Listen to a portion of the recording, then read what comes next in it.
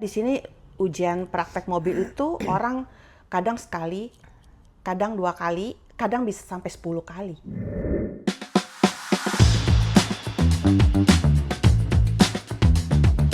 Selamat datang di Pelangi Kasih Channel, tempat kita sama-sama belajar memaknai perjalanan hidup.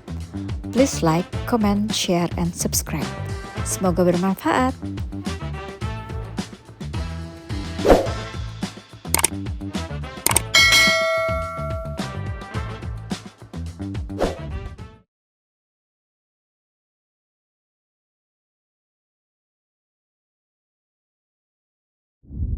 Rainbow West Indonesia bisa dipakai kagak di sini?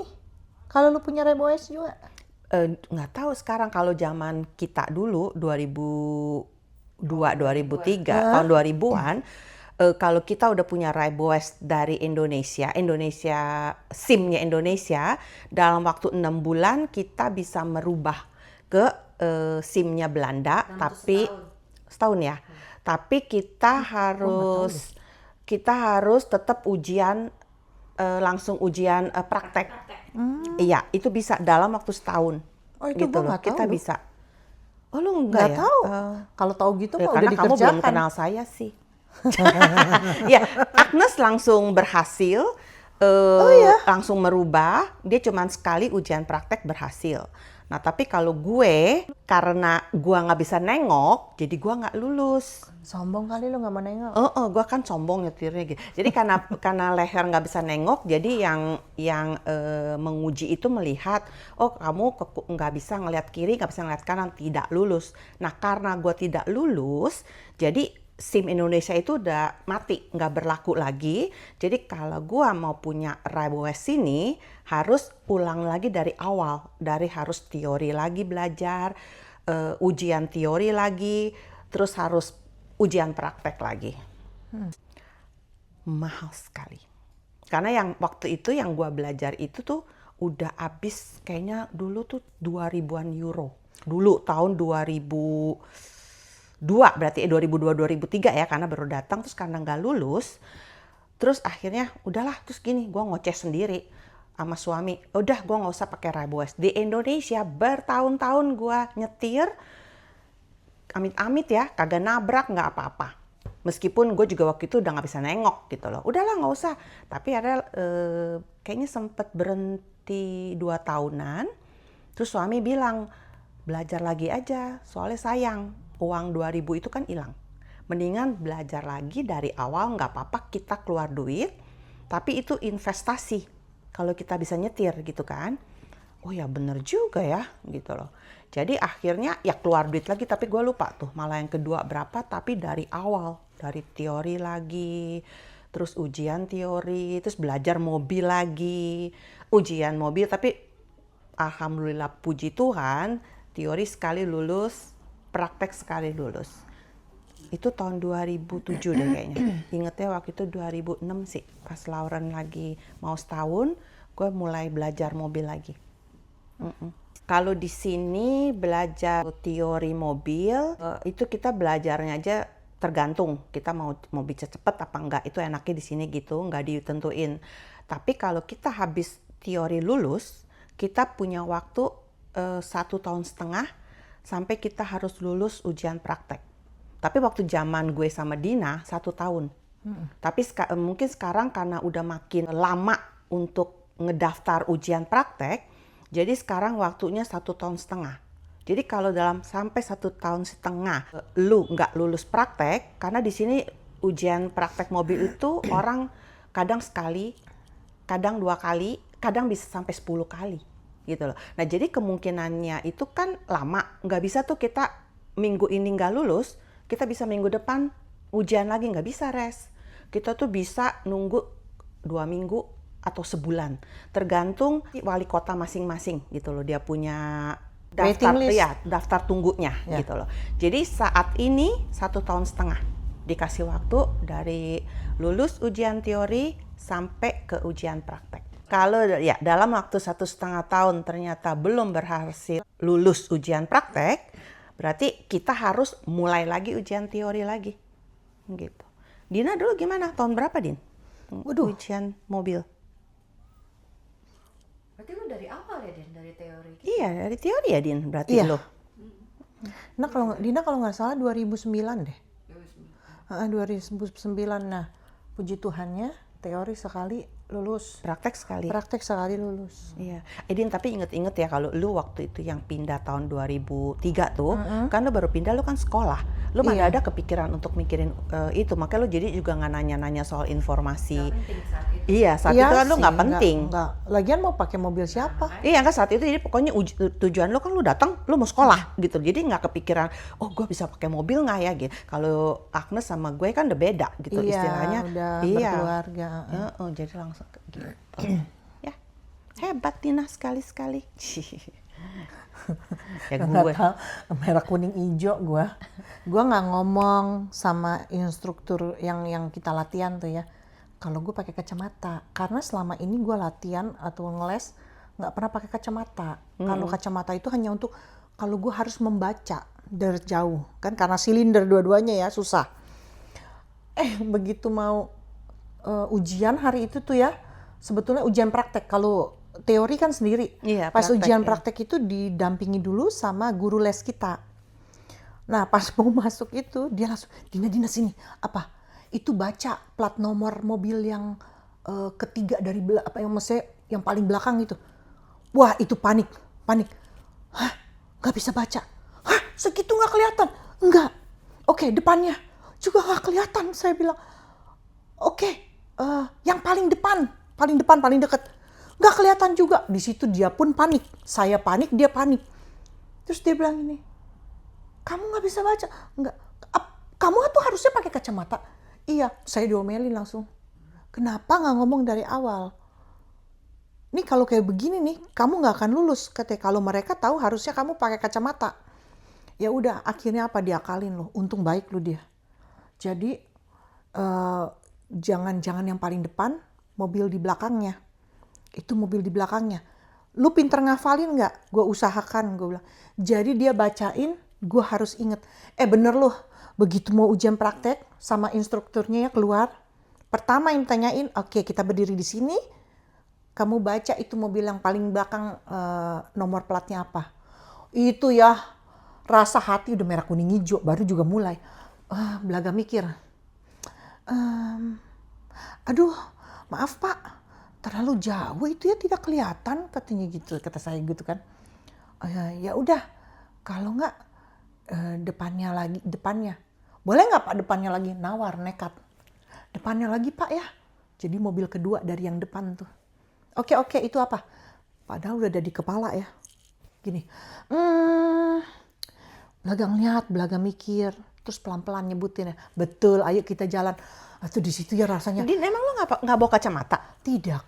Oh, berarti geblek juga lu. Karena dari ngeles nggak pernah dipakai itu kacamata. Karena apa? Kalau lu dari awal pakai kacamata, nanti di SIM lo ada tandanya, ada tanda pada tulisan kata guru les gue ya.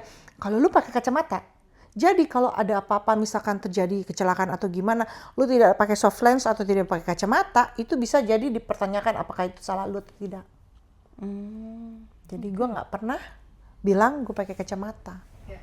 Dan di sini ujian praktek dimulainya bukan pas kita rein ya. Oh tidak. Sebelum naik mobil Iya, itu Betul. udah mulai. Ya, jadi ujian praktek itu baru keluar dari, istilahnya kan ada kantornya, baru keluar dari kantor, itu udah langsung diuji. Pertama diujinya matamu. Iya. Mata, Lihat iya. ke belakang dulu nggak sebelum ke Iya. itu. Iya. Terus enggak, mata itu kan baca plat nomor ya. Iya, baca. Ujian Dina kedua apa? Sebelum naik mobil, buka kap mobil. Buka kap mobil. Oli pilot, ngecek oli. Untung gue bisa. Gua enggak lu, Din. Iya, gue juga enggak. Gue cuman itu bener ya, can taken mobil, iya, can taken mobil bener, maksudnya Dina kan lihat tuh disuruh loh. nomor plat itu. Tapi Molly Pilot lihat mobil Dina oli disuruh, enggak. kamu buka kap mobil. Kan karena mobil beda-beda ya, buka kapnya di mana. Sempet nyari, oh di sini buka, jadi bantuin buka kap mobil. Dia cuma tanya, ngecek oli yang mana, isi oli di mana. Wih, gila lu, gua nggak tahu. Itu Dina kena. Iya, Ya nggak tahu ya, mungkin Iya. penguji beda-beda ya. Beda-beda, ya. Abis itu mulai tuh, baru masuk mobil. Tutup kap mobil, masuk mobil. Nah itu tuh udah wanti-wanti tuh sama si guru les saya tuh ya. Begitu kamu duduk mobil, pertama yang dipakai seat belt. Seat belt sebelum ngapa-ngapain, adjustment dulu kaca, duduk lihat bagaimana. Itu udah langsung dinilai, kata dia begitu. Iya. Pas gue juga sebelum naik, pokoknya udah diwanti-wanti, lu jangan main naik aja, lu lihat depan, belakang, buka pintu, jangan asal buka pintu, kali-kali ada mobil atau sepeda lewat gitu kan. Itu udah masuk ujian tuh. Iya, gue rasa itu tergantung mobil berada di mana.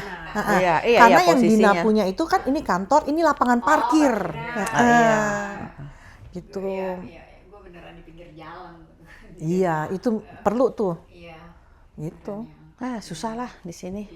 Mobil. Kurang nengok lagi bisa nggak lulus. Betul. Kan? Kurang nengok. Betul. Karena prinsipnya di sini mesti ngeliat kaca belok kiri, mesti lihat kaca depan, kaca samping, sama leher kita mesti nengok kiri. Kalau kita mau ke kanan, kaca depan, kaca samping, terus leher kita mesti nengok kanan, baru kita belok gitu loh.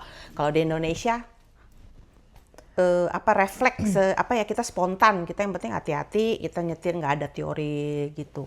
Soalnya gue rasa di sini karena banyaknya sepeda Iya. sama banyaknya orang jalan, Iya. itu bahaya. Kalau misalkan ya di Indonesia naik sepeda juga deg-degan, kalau di kota mah ya Iya, nggak kalau ada. kota. Nggak ada yang naik sepeda. Terus di zebra cross, Oh, di zebra cross di sini lihat ada lampu merah, zebra cross berarti dia harus tunggu lampu merah yang untuk pejalan kaki ya, atau yang untuk naik sepeda. Tapi kalau tidak ada, kita pengguna jalan harus berhenti. Penyeberang jalan itu yang utama. Kalau di Indonesia, Numpang permisi kita mau nyebrang. belum lagi kita lagi nyebrang di zebra cross, goblok lo, dikatain goblok lagi. Yang goblok siapa kadang-kadang? Iya benar-benar. terus kalau lu lagi ujian praktek nih, kalau lu nggak berhenti udah jelas lu pasti nggak lulus. Pasti tidak lulus. Pasti nggak lulus. Pasti nggak lulus. Kalau nggak ngerem sebelum zebra cross juga itu bisa nggak lulus juga karena kalau kecepatannya tetap sama. Kalau kecepatan sama terus lu nyebrak cross gitu ya kagak lurus juga. Jadi mata lu itu wah udah lihat zebra cross nih. Soalnya gini di sini sebelum zebra cross aja ada rambu-rambu. Jadi di sini kalau nyupir rambu-rambu itu mata harus melihat ke mana-mana. Banyak rambu. Banyak rambu. Nah itu jadi udah ada sign, ada rambu. Oh bentar lagi zebra cross nih. Lo harus hati-hati gitu. Kalau lu ngerem mendadak atau lu nggak ngerem apalagi, ya udahlah kalau lagi ujian silahkan mengulang lagi, silahkan bayar lagi.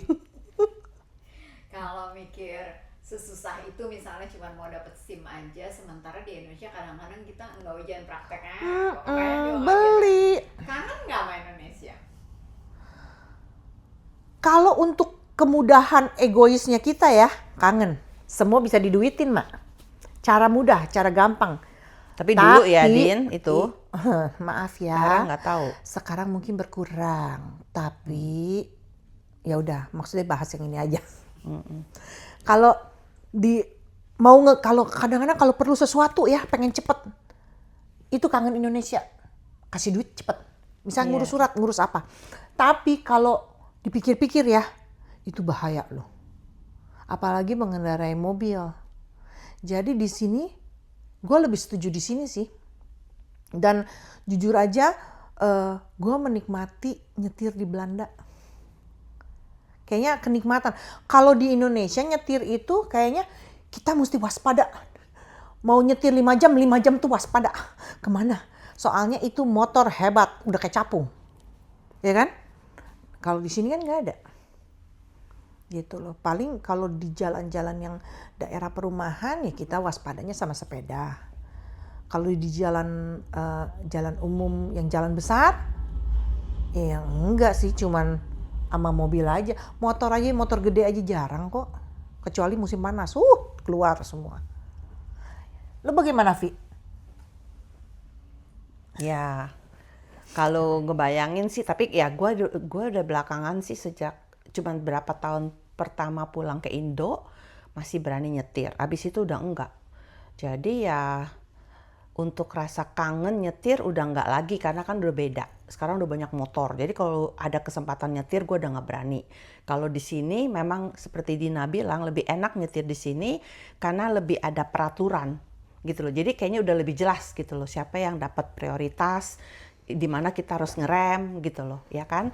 Kalau di Indonesia kan kita benar-benar harus spontan, refleks kita gitu.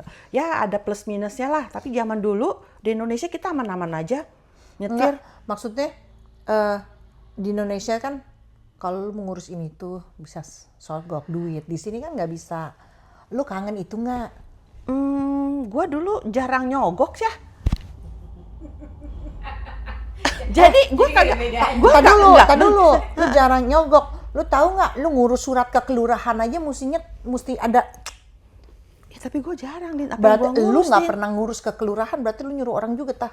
Iya enggak, maksud gue tahu, tapi gue tuh nggak ada banyak yang gue kangen. Maksudnya gue nggak ada gitu, kecuali kan kita perpanjang KTP tuh di Indonesia satu-satunya yang gue ke kelurahan itu cuman perpanjang KTP gitu. Ya kecuali kalau memang seperti kita waktu ngurus MVV itu kan kita harus banyak prosedurnya tuh. Itu memang gue pakai jasa itu kan. Tapi itu kan jasa bukannya untuk cepat. Kita pakai jasa karena kita nggak mau ngurus sendiri gitu loh. Tapi kalau untuk kayak ke kelurahan apa itu biasanya gue kalau ke RT kan kita sendiri. Saya mau perpanjang KTP Pak gitu kan.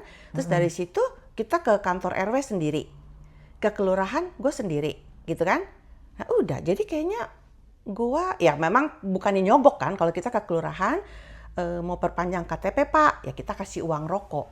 Tapi Ya itu nyogok. maksudnya gini loh.